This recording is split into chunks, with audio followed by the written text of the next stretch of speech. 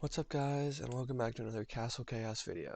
Today I'm going to be talking about the new magic training event. So if you go over to your castle and you check the magic training event right here, it is under Katrina, squished in between every single other thing in the entire game that they decided to push in front of us. You see this. So the interface looks like this. This is the PAL that we can unlock.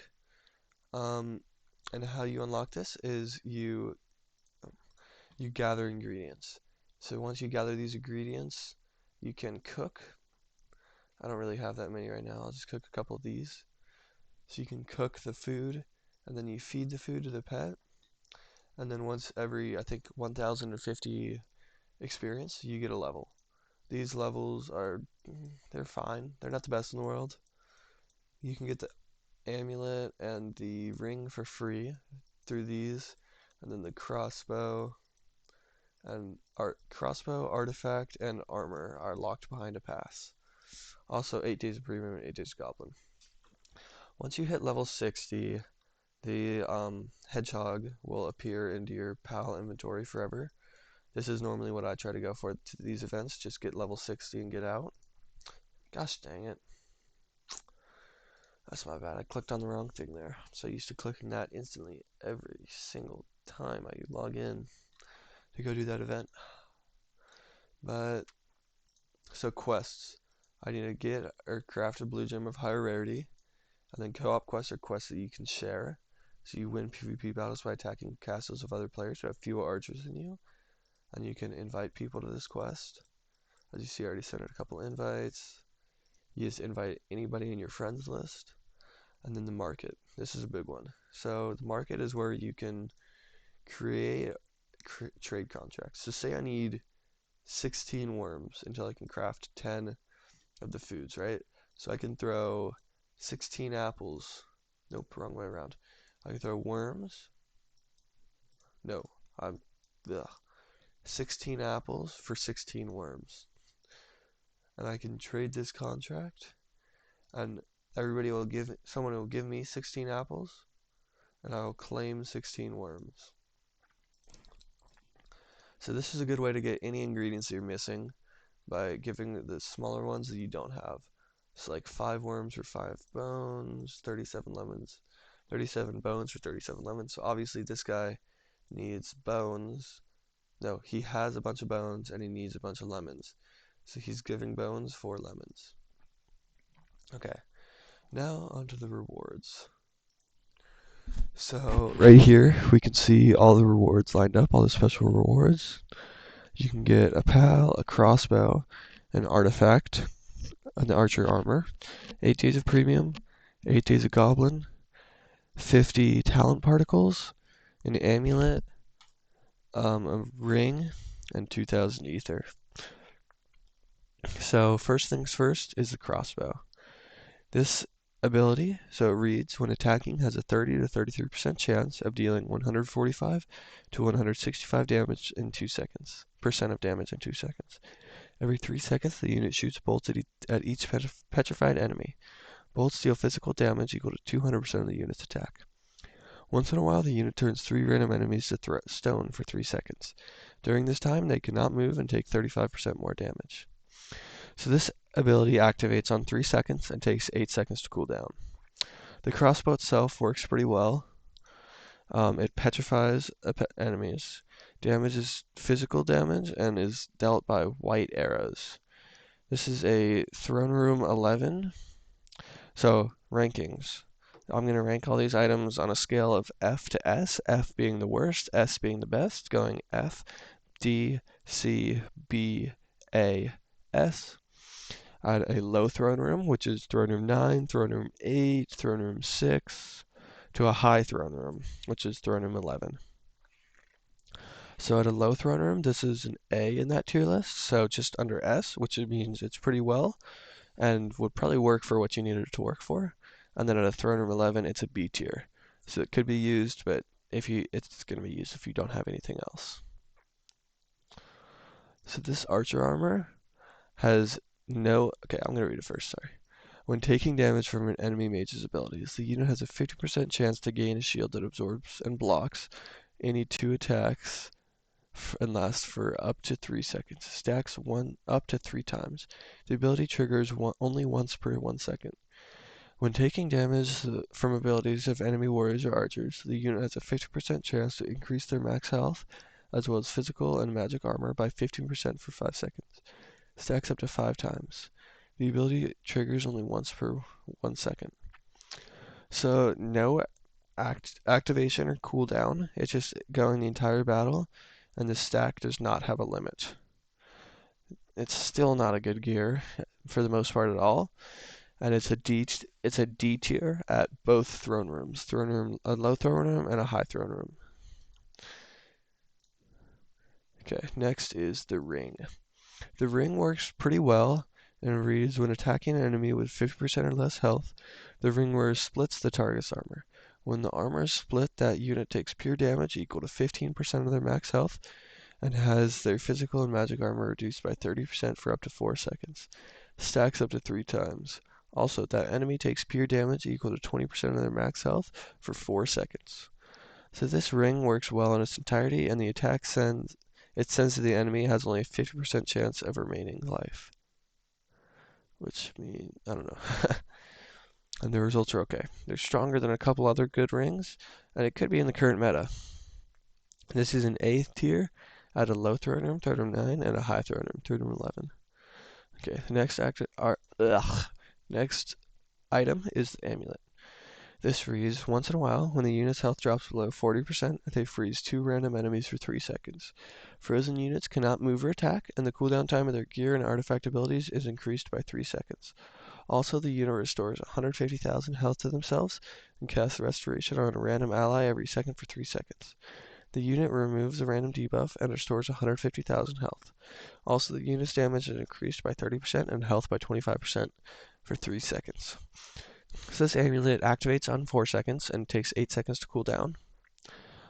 It works well when the wearer of the amulet reaches the limit of remaining health. The function of the gel is well functional and gives a respective restoration to that of his ally. It's not really in the meta right now, but this game is full of possibilities with hundreds of different combinations.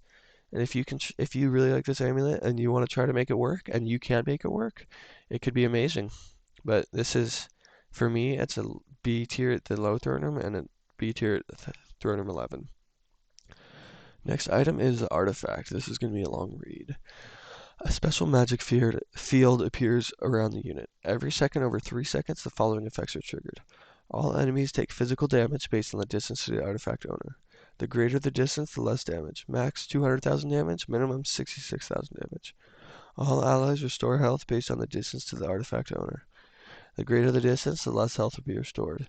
Max 125,000 health, minimum 41,250 health. The following effects are also active when the field is active. 2 allies closest to the artifact owner become immune to debuffs, and their physical and magic armor piercing and their accuracy are increased by 50% for 3 seconds. 2 enemies closest to the artifact owner cannot gain buffs and start to miss with a 50% chance while attacking. So this artifact activates on 3 seconds. Once it's been activated, it sends out a fairly high levels of physical damage. It's worth mentioning that it continues to send out damage after the artifact has been used, and the healing works perfectly well. As for other points to mention, there's no need to have 2 allies. The artifact carrier is immune to any damage reduction, and the same goes for the enemies. It's a pity that the last part doesn't specify a negative effect. Gosh dang it, I cannot talk today. This is an A tier at a lower throne room, and a B tier at a higher throne room, level 11. Thank you so much to Hustlepedia for posting these reviews, which I'm kind of reading, and MathMath TV for making them. Okay, so this is all the rewards. So these 2 lines right here are blocked by a paid pass. So in order to get all of these, you need to pay for the event pass. You get 70 of Flying Hedgehog Essence and 1950 treats, which I believe are the only reasons you should buy this pass. But I don't think you should buy the pass, but spend your money how you think should be fit. So down on the free pass, you get both of these lines, 30 essence and 900 of these. If you get the free pass, or if you buy the pass, sorry, You get every single thing here and 100 essence. Let's talk about the PAL now. So, just if you guys are new, you get the PAL until the end of the event, and he's buffed. So you get him for free until the end of the event, and then once the event leaves, if you unlocked him, you get to keep him. If you didn't, then you do not get to keep him. So let's talk about the abilities. So there are 3 spots in the PAL squad: spot 1, spot 2, and spot 3. And depending on what spot you put it in your team, it has a different ability and always has the passive ability, which passive just means it's always occurring. So once in a while, the Flying Hedgehog chooses 3 random allies, making them main targets. The Flying Hedgehog removes all effects of freezing and stiffness from them. Additionally, the Flying Hedgehog increases the physical and magic armor of chosen allies by 10, plus 20.5% of the power of ability 1 for 6 seconds, and casts Restoration on them. It removes a random debuff from the chosen allies and restores health equal to 100%, plus 81.9% of the power of ability 1 of the Flying Hedgehog's attack. It also increases their damage by 20% and their health by 20%, plus 41% of the power of ability 1 for 6 seconds. This is pretty good, and I might actually consider that. I don't know though. Second one, when the companion for the first slot uses its ability, the Flying Hedgehog removes 2 random debuffs from each ally who have become main targets. Also, the Flying Hedgehog increases those units' health, damage, spell power, and physical and magic armor by 20 plus 20.5% of the power of ability 2 for 5 seconds. Number 3, Frost Needles. When the companion from the first slot uses this ability, the Flying Hedgehog launches Frost Needles at enemies who have become primary targets. On hit, the needles cast stiffness on their targets. The attack speed of a stiff unit is reduced by 50% for 5 seconds. On hit, the needles cast decay on the target's armor. When the enemy's armor is decayed, that enemy takes pure damage equal to 100 plus 75.4% of the power of ability 3 of the Flying Hedgehog attack, and has their magic armor reduced by 15% plus 18.9% of the power of ability 3 for 5 seconds.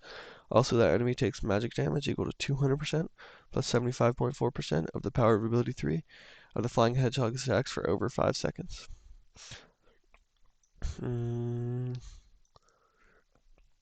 Honestly, if I were you guys, I would use this in slot 2.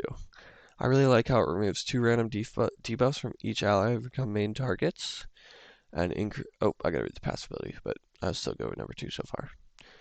All frozen or stiff allies take 50% less damage for the duration of the battle. That's really good. I'm putting this in my team right away. For the duration of the battle, the spell power, magic armor, and health of all allies are increased by 40% of the Flying Hedgehog's skill 2. So I'd still probably use, I would stack number 2, and the passive ability of this guy's super good. So I definitely go for unlocking him and focus on unlocking him. Right now I only have this guy in my PAL team, so I am going to drag you on up right into slot 2, and that should do a great increase into my team. So what else? Passes. I do not recommend really buying the pass for this one. I'm a free-to-play player, so I never recommend buying the pass, but I find it kind of useless, especially for this event, because you get the main reward, which is the PAL, for completely free without even buying it. Also right here, do not spend gems. Do not spend gems at all on these, as all you have to do is go to the lighthouse and battle using all of these, especially right now, it's the perfect time. Battle using all of these and spend diamonds on lighthouse, and this will get you hundreds of more essence than something like this. If you spent 5,500 gems on lighthouse, you'd probably get closer to 1,500 essence. But overall, I think that's it for the PAL event. By the way, you get free goods. I wouldn't recommend buying these, especially for $5. It's kind of a scam. Again, don't buy anything here. 7 days left. Get on it, guys.